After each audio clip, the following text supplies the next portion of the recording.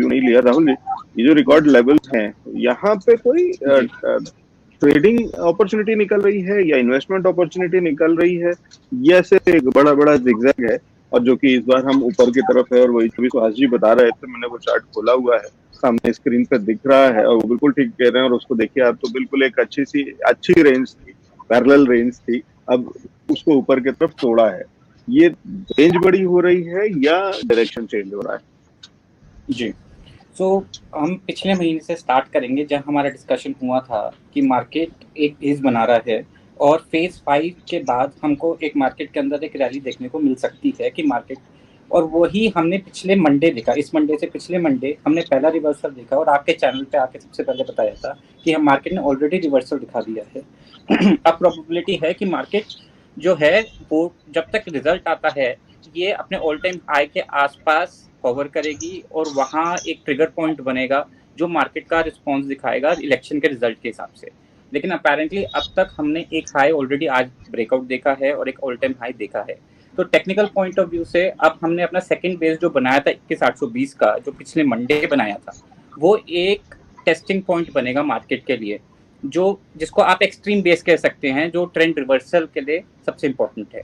ऊपर की साइड पे टेक्निकली अगर आप देखें तो 23,200 का जो एक लेवल है वो मेरे को नजर आता है वो एक स्ट्रॉन्ग रेजिस्टेंस लेवल है, जो मेरा एक्सपेक्टेड था कि इलेक्शन के बाद टच होगा, लेकिन लग रहा है कि शायद अब रिजल्ट के आसपास हम लोग वहां टच करके एक अच्छा रिवर्सल दिखा सकते हैं, जहां जाके हमको एक थर्ड बेस मिलेगा। तो जो यूजुअली जो है, मैंने आपके चैनल पे एक बार डिस्कस भी की थी, जो हमारा 4 बेस साइकिल होता है वो स्टार्ट हुआ था 21,775 पे।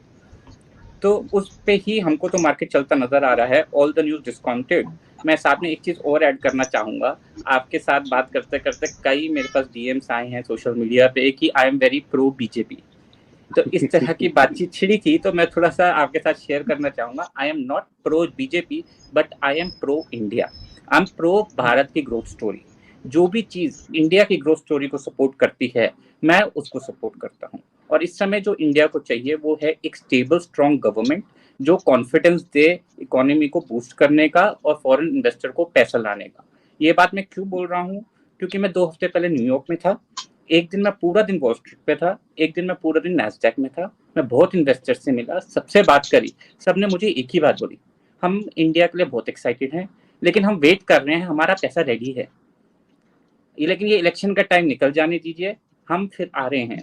एंड इमेजिन, ये जो 35-40 हजार करोड़ की आप सेलिंग देख रहे हैं ना, ये कुछ भी नहीं है। 2 महीने के अंदर अगर आपको गवर्नमेंट रिस्पॉन्स दिखाती है, और फिर इलेक्शन के बाद जो हमारा बजट है, और फिस्कल डेफिसिट ने ऑलरेडी, हम लोगों ने शायद पिछले 2 हफ्तों से बात भी करी थी फिस्कल डेफिसिट के बारे में, तो वो अच्छा पॉजिटिव सब चीज नजर आ रही है। तो जितना आप सोच रहे हैं ना, उससे भी बहुत ज्यादा पैसा तैयार बैठा है इंडिया के अंदर आने के लिए। तो मैं निवेशकों से बोलूंगा, जैसा आपका सवाल था कि क्या करना चाहिए, आप अपने देश पे भरोसा रखें, अपनी इकोनॉमी पे रखें। इस समय पूरी दुनिया की नजर आपके ऊपर है। ये जो हो रहा है हिंदुस्तान के अंदर, ये 1950 में यूएस में हुआ था, 1965 में जापान में हुआ था, 1980 में जापान चाइना में हुआ था। अब हमारी बारी है। ये जनरेशन वेल्थ क्रिएट करता है, और शायद देश में 10 डेकेड में, सॉरी 10 जनरेशन के अंदर ये टाइम एक ही बार आता है। तो हमारे देश में we are blessed to be in this time frame. उस विजन से निवेश करें, और जितना ज्यादा निवेश कर सकते हैं उतना करें। ये आपके बहुत काम आने वाला है, और आपके फ्यूचर में बहुत काम आने वाला है।